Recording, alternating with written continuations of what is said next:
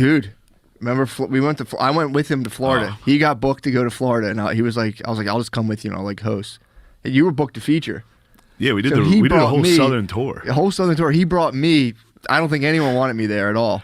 He brought me there. I forgot underwear first of all. I didn't pack underwear. I had no undies the whole time. I was a feature, and I was like, I got a guy I'm bringing. That's great. That's hilarious. The headliner stole his jokes. Yeah. The headliner was a guitar guy, and Shane would go up. I was bombing constantly, and Shane would go up. He was doing well, and the headliner started just like he was bombing on a guitar. Then he'd start doing callbacks to Shane's bits. He did the whole, and then he started just incorporating them into it. Was the craziest did my shit. Act. By the last couple shows, he was just stealing the thing. It was crazy, dude. Whoa! But it was when I was new, so I was like, "That's cool." Yeah. You know, I was new enough to be like, at least he's saying that was good. True. But that was, dude. It was me, him, and the headliner in a comedy condo in South Carolina. We just fucked with this dude. He sucked so fucking bad, dude. we were in a back green room, and there was like a plastic. You know, the plastic is supposed to look like crystal. Yeah. It was like plastic, like table stuff with lunch meat, and this guy's just crushing bologna, being like, "Guys, I'm on the road all the time. I can get pussy anytime I want." We're like, "Okay, dude." Because we were, he was like, "Man, if I was your guys' age, if I was single like you guys, I'd be getting pussy too. I could go out there and get pussy if I wanted, but I'm not gonna."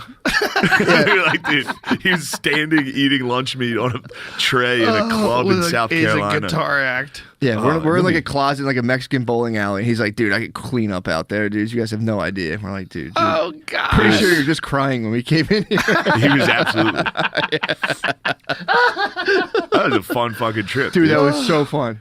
It was so fun. Me and him were young and just bullying a headliner, just fully like, "Oh, is that what you said?" Back in the condo, and he'd be like, "Yeah, it is." Those weird headliners that like dude. No one knows who they are, but they can kind of headline, and they go to some places. And they've been doing it way too long. Yeah, it's terrible. They can achieve this very high level of toxic bitterness.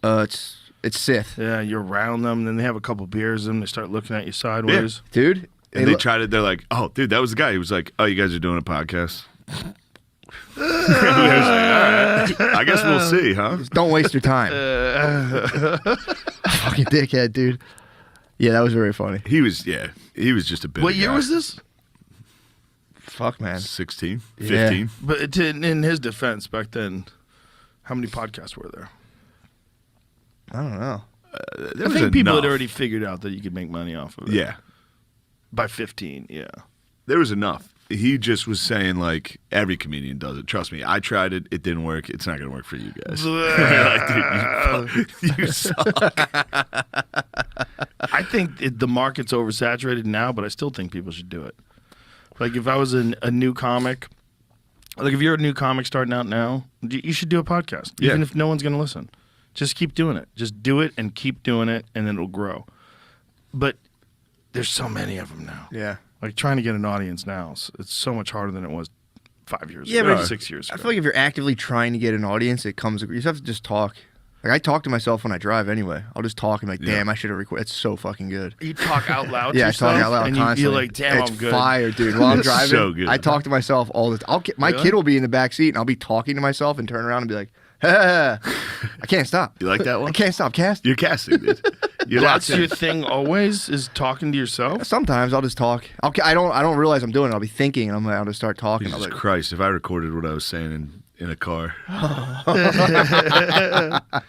Classified. Be a quick podcast. Yeah. I don't think I've ever talked to myself in the car. Really?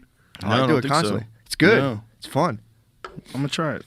Yeah, dude. Like talking out loud? Yeah, it's talking to yourself. It'd be a good way to do That's a podcast. Fucking crazy. Like yeah, if you had a Tesla, especially if you have a quiet car, you could like set up a camera and just do a podcast while you're driving. Dude, I'm telling you, you access. Bill Burr did stuff like that, but it was like more like him driving around, like, God, look at this fucking guy. Yeah, he was giving a tour. That was good. Yeah, those were good. give tours of like towns and shit. You driving and just talking must be for real terrifying. Fleshing out the ideas. Well, that's the way a lot of guys come up with material. Like, that's how Dylan does it.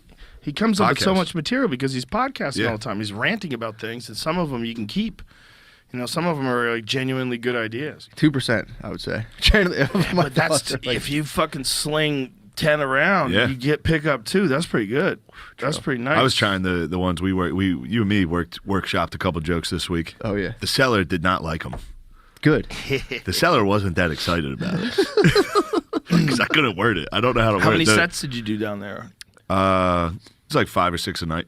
And so each set, the audience was similar?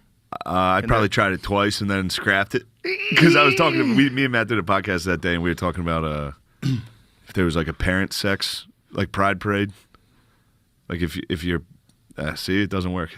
No, if your parents flaunted their sexuality, the way gay people do it at the pride parade, like if it was your dad and your mom on a float, like, and even a gay guy would be like, ew. And then I was trying to say like, look, I'm happy you guys are doing it, but that's how we feel. We're like, ew. I'm glad you're doing it, but gross, dude. And it didn't work. Yeah, Still didn't work. I mean, it's funny. I see what you're saying. Yeah. It's a fair point. It's a good point. I mean, again, do what you want to do. The dog general worked. Did it? I might be onto something there. The dog general. That fucking dude that retired in the military with the dog mask. I don't even know if it's real. This guy from the military retired, and he was wearing a fucking leather dog mask in his uniform, like in front of the flag. What? It might be fake. I might have got tricked, but either way. They were using it on Twitter. He was like, Commander Bow Wow's retiring. Arf, arf. Like, that was the end of it. But they were using it on Twitter. They were trying to make fun of the U.S. military. They were like, here's China's military, here's Russia's military. And it's like skinheads that are like, yeah. And then it was, here's ours. It's a bunch of trans people and the dog guy. And the joke is, for real, that's absolutely more terrifying. Like, that's a truly scary military. That we had a furry with fucking missiles behind them. Yeah. That's like an actual lunatic.